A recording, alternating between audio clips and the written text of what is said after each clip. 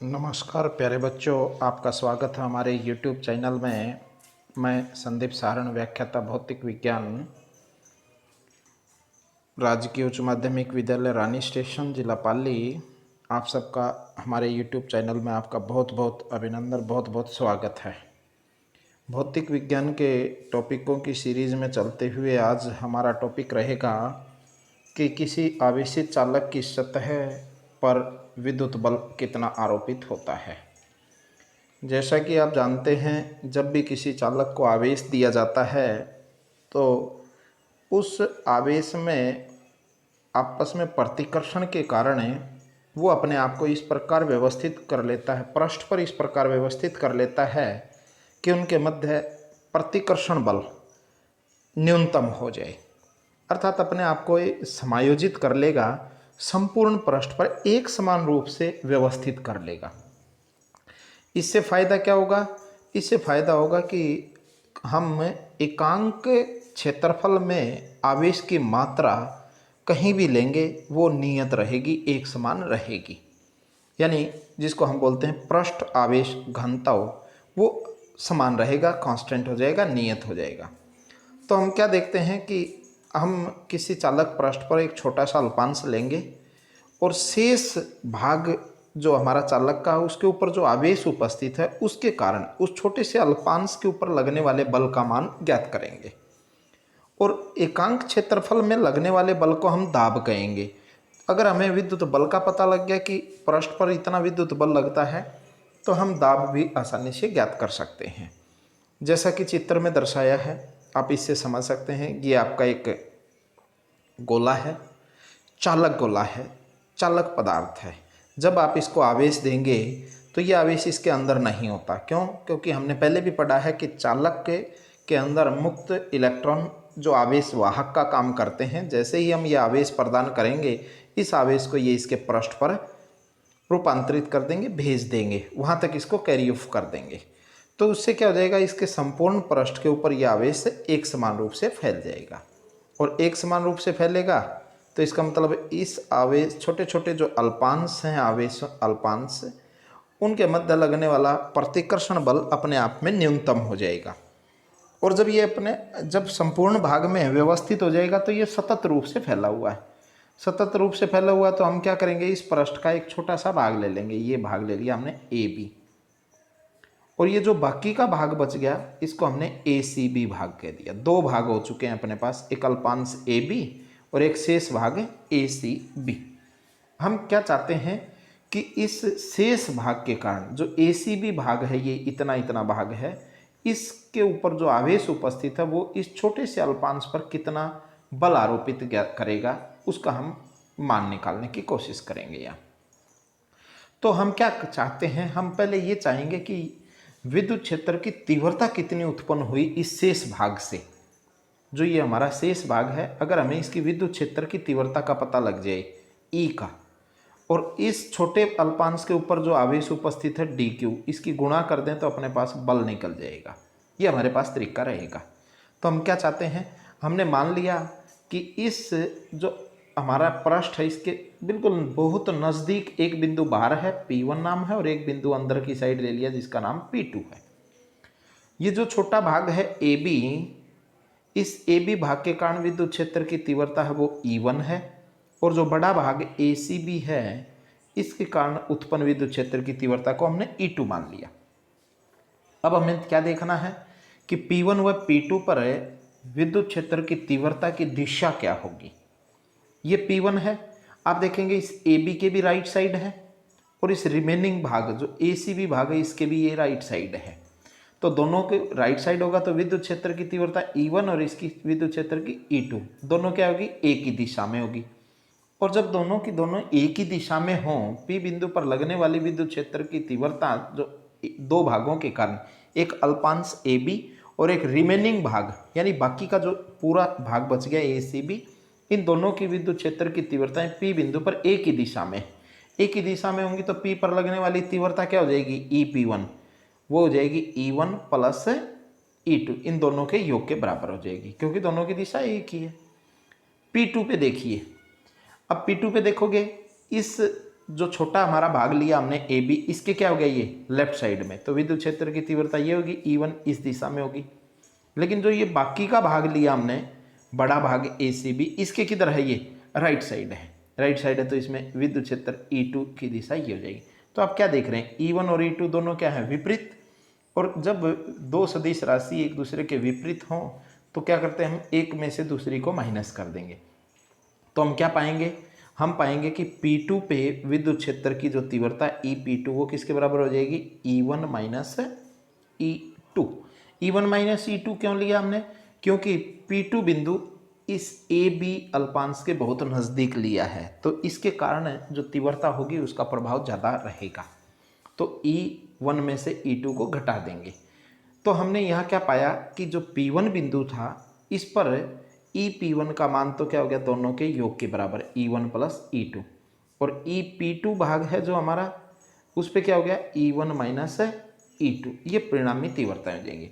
दूसरे रूप से भी मान देख लीजिए, ये छोटा सा जो भाग लिया हमने, जब किसी भी गोलाकार पृष्ठ का छोटा अल्पांश लेते हैं तो वो एक सीधी रेखा मिलेगी आपको, और ऊपर से ये चालक है, और चालक है और छोटा भाग है तो ये चालक परत की तरह काम करेगा, चालक सीट की तरह काम करेगा।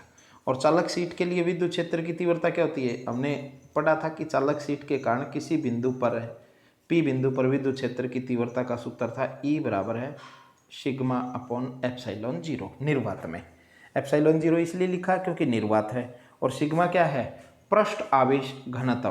पृष्ठ आवेश घनत्व आप समझते होंगे, आवेश बटे हुए क्षेत्रफल, उसको हम पृष्ठ आवेश घनत्व बोलते हैं। तो ये हमने ए बी छोटा सा भाग लिया ds, तो यहाँ हम ds लिख देंगे। तो Q आवेश भी इस पे अल्फा, तो dq बटे ds सिग्मा का मान हो जाएगा। ये तो हो गया हमारा P बिंदु जो भार है, इसके ऊपर विद्युत क्षेत्र की तीव्रता होगी सिग्मा अपॉन एप्सिलॉन जीरो। और ये क्या है, अंदर चालक के अंदर विद्युत क्षेत्र की तीव्रता क्या होती है, शून्य। क्यों, क्योंकि चालक के अंदर आवेश उपस्थित नहीं होता, और जब हम इसको लेके गाउसियन पृष्ठ बनाएंगे तो हमारे पास बंद पृष्ठ में आवेश की मात्रा शून्य हो जाएगी, और जब आवेश की मात्रा शून्य हो जाएगी तो विद्युत क्षेत्र की तीव्रता भी क्या हो जाएगी, शून्य। यानी P2 बिंदु पर विद्युत क्षेत्र की तीव्रता शून्य है, और P1 पे सिग्मा अपॉन एप्सिलॉन जीरो। तो हम मैच कर देंगे इनको। यहाँ देख लीजिए, अब यहाँ से देख लीजिए, हमने एक चालक लिया जिसका पृष्ठ घनत्व कितना है, सिग्मा। पृष्ठ घनत्व सिग्मा क्यों लिया, क्योंकि ये चालक पदार्थ है, और चालक पदार्थ पे हमने देखा था कि आवेश एक समान रूप से फैलता है, यानी समान क्षेत्रफल में समान आवेश की मात्रा उपस्थित है। हमने क्या किया, दो बिंदु लिए P1 P2, जैसा ऊपर दिखाया था कि एक P1 बाहर था और P2 अंदर था। तो चालक पृष्ठ के लिए विद्युत क्षेत्र की तीव्रता मैंने अभी बताया E क्या होती है पृष्ठ के लिए, सिग्मा अपॉन एप्सिलॉन जीरो ये रही। और P1 बिंदु के ऊपर विद्युत क्षेत्र की तीव्रता कितनी हो जाएगी, P1 बिंदु पे ये हो जाएगी क्योंकि ये बाहर है। दूसरा P2 बिंदु क्या है, P2 बिंदु चालक के उस गोले के क्या था, अंदर की साइड था, और अंदर विद्युत क्षेत्र की तीव्रता कितनी होती है, जीरो। तो P2 बिंदु पर विद्युत क्षेत्र की तीव्रता कितनी होगी, जीरो। ये समीकरण 1 हो गया, ये समीकरण 2 हो गया। अब हम क्या चाहते हैं कि जो ये हमने दो भाग लिए थे, एक AB छोटा भाग लिया था और एक बाकी बचा हुआ ACB भाग लिए थे, उन दोनों की विद्युत क्षेत्र की तीव्रता हमने कितनी मान ली, E1 व E2 मान ली।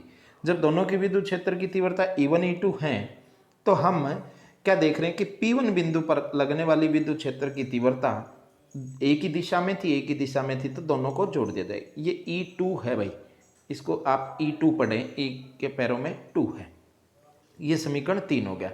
अब P2 बिंदु पे देखोगे, P2 बिंदु कहाँ था, पृष्ठ के अंदर था, अंदर था, ऐसे था ये गोला हमारा, ये P2 बिंदु था। तो ये जो AB भाग लिया हमने, इसके कारण तो इस दिशा में E1 है, और जो ये रिमेनिंग भाग था आवेश का ACB, इसके कारण इस दिशा में, दोनों विपरीत होने के कारण क्या होगी, एक दूसरे को कैंसिल करेंगे, एक दूसरे को कैंसिल करेंगे, तो ये EP2 पर विद्युत क्षेत्र की तीव्रता हो जाएगी। अब ऊपर समीकरण 2 से देखिए, P2 बिंदु चालक के अंदर है, और चालक के अंदर होगा तो विद्युत क्षेत्र की तीव्रता शून्य। तो समीकरण 2 क्या कहता है, EP2 का मान शून्य। और समीकरण ये क्या कह रहा है कि EP2 का मान क्या है, E1 माइनस E2। अर्थात हम ये कह सकते हैं कि E1 माइनस E2 का मान शून्य के बराबर हो जाएगा। जब E1 और E2 शून्य के बराबर हो जाएंगे तो E1 और E2 के मान क्या हो गए, बराबर व विपरीत, बराबर व विपरीत।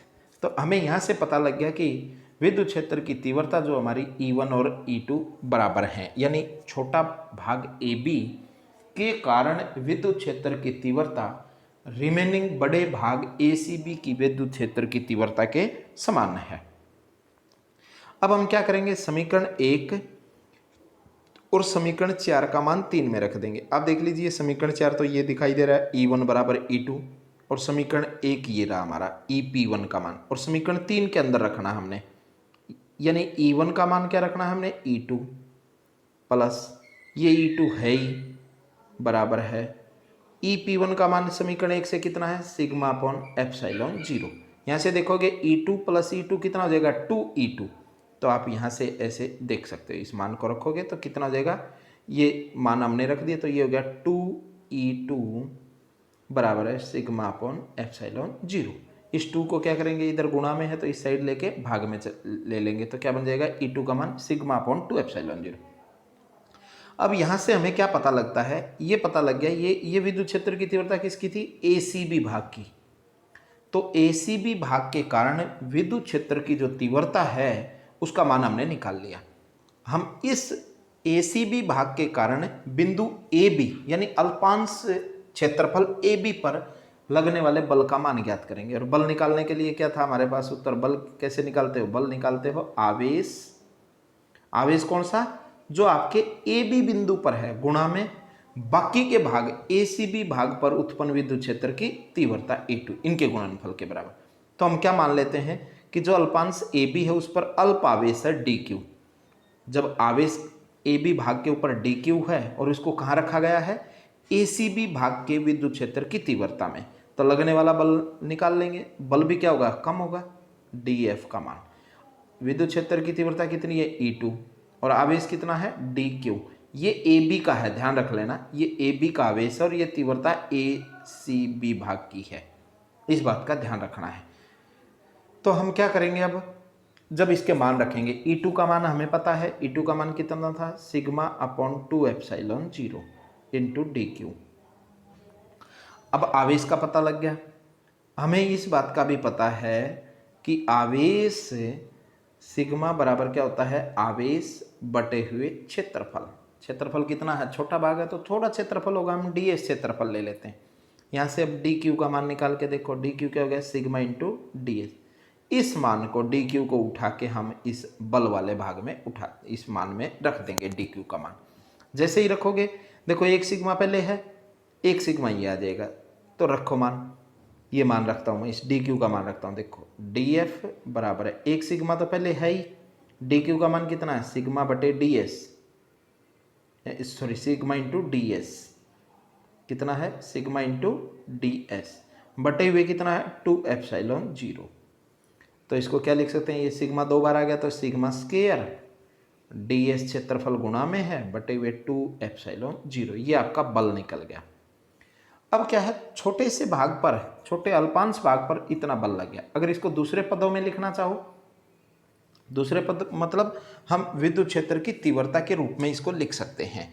विद्युत क्षेत्र की तीव्रता के रूप में लिखने का हमारे पास तरीका क्या रहेगा कि हम सिग्मा और एप्सिलॉन 0 के बीच में संबंध देख लेंगे, और वो क्या है, हम सब जानते हैं सिग्मा और एप्सिलॉन 0 के बीच में संबंध क्या होता है, सिग्मा और एप्सिलॉन चालक के लिए क्या होता है, E का मान सिग्मा बाई एप्सिलॉन 0 होता है। तो सिग्मा का मान कितना हो गया, एप्सिलॉन 0 E, वर्ग है तो इनके भी वर्ग हो जाएंगे।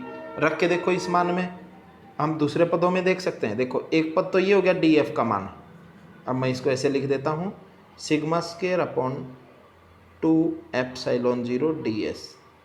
अगर सिग्मा के पदों में नहीं लेना चाहते, आप विद्युत क्षेत्र के पदों में लेना चाहें, तो सिग्मा का मान क्या था, सिग्मा का मान आपको याद हो गया, सिग्मा का मान क्या है, एप्सिलॉन 0 और E, यानी एप्सिलॉन 0 इंटू विद्युत क्षेत्र की तीव्रता। रखो मान, वर्ग है तो एप्सिलॉन 0 का वर्ग, E का वर्ग DS बटे हुए 2 एप्सिलॉन 0।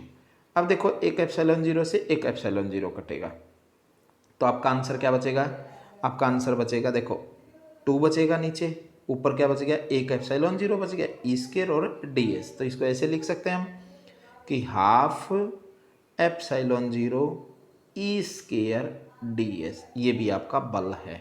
इस बात का ध्यान रखें। ये किस में है? विद्युत क्षेत्र की तीव्रता के पदों में। और जब आपको अगर आपको पूछ लिया जाए कभी पृष्ठ घनत्व दे रखा हो तो बल का मान क्या हो जाएगा? डीएफ का मान हो जाएगा sigma square ds upon 2 epsilon 0। अगर आपको विद्युत क्षेत्र की तीव्रता में दे रखा हो तो half epsilon 0 E square ds। ये आपका बल निकल गया। अब आपको निकालना क्या है? अगर संपूर्ण भाग पे निकालना हो, संपूर्ण भाग पे क्या कर देंगे हम? समाकलन कर देंगे। यानी df दे रखा था, आपको संपूर्ण निकालना हो तो समाकलन कर दो, वो f बन जाएगा आपका। अब निकलना दाब। दाब क्या होता है? प्रेशर। प्रेशर क्या होता है? बल बटे हुए क्षेत्रफल। अल्पांश क्षेत्रफल ds है, बल df है, तो df को ds से भाग दो, आपका बल निकल जाएगा। तो p क्या हो गया?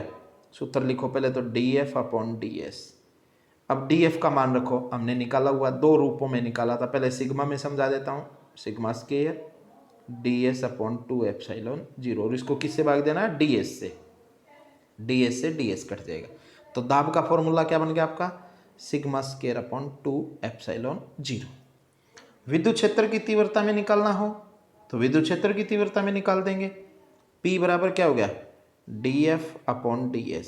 हम दूसरे पदों में देख लेते हैं, इसका मान क्या आया था? 1/2 एप्सिलॉन 0 ई स्क्वायर ds बटे हुए ds। ds से ds काट दो, अपने आप क्या हो गया? Half epsilon 0 E square. ये आपका दाब हो गया। तो आप दोनों पदों में इसको पढ़ सकते हैं। ये था हमारा आज का टॉपिक कि किसी आवेशित चालक की सतह पर लगने वाले विद्युत बल व दाब का व्यंजक स्थापित कीजिए। और एक बात बताता हूँ आपको कि आज से 2 साल पहले यानी 2017-18 के सेशन में या 2018 के वार्षिक परीक्षा में ये क्वेश्चन आया था। बहुत अच्छा क्वेश्चन है और बहुत अच्छा टॉपिक है, कोई मुश्किल टॉपिक नहीं, आप इसको आसानी से समझ सकते हैं। इस पर न्यूमेरिकल भी बन सकता है। अगर आपको न्यूमेरिकल विद्युत क्षेत्र में दे रखा हो तो ये सूत्र प्रयोग कर लेंगे, और आपको न्यूमेरिकल में अगर पृष्ठ घनत्व दे रखे हैं तो ये सूत्र यूज कर लेंगे। तो दो सूत्र इसके आप ध्यान रख लेंगे, दोनों आपको समझ में आने चाहिए। दोनों समझ में कैसे आएंगे? आपको सिग्मा और एप्सिलॉन 0 के बीच में संबंध का पता हो, ये आपका संबंध है। तो ई में आपको सूत्र याद है तो सिग्मा में बदल सकते हैं, और सिग्मा में सूत्र याद है तो ई में बदल सकते हैं। इस तरीके से आप इसको सॉल्व कर लेंगे। तो ये आज का टॉपिक था प्यारे बच्चों। मेरे को लगता है कि आप सबको समझ में अच्छे से आ जाएगा। आप निरंतर हमारे से जुड़े रहें, आपको इसी प्रकार नए टॉपिक वाइज आपको एक टॉपिक करके एक टॉपिक वाइज वीडियो मिलते रहेंगे। आपको पढ़ने में जो ज़्यादा परेशानी भी नहीं होगी, क्योंकि एक टॉपिक पढ़ना आपके लिए कोई समस्या की बात नहीं है, आराम से आप पढ़ सकते हैं। इसको ज़्यादा से ज़्यादा शेयर करें, ज़्यादा से ज़्यादा सब्सक्राइब करें, और इससे जस्ट पहले वाले टॉपिक को देखने के लिए आप वीडियो के डिस्क्रिप्शन में जाएं। डिस्क्रिप्शन में आपको एक लिंक मिलेगा, उस लिंक पे क्लिक करें, जस्ट इससे पहले वाला टॉपिक आपको प्राप्त हो जाएगा। धन्यवाद।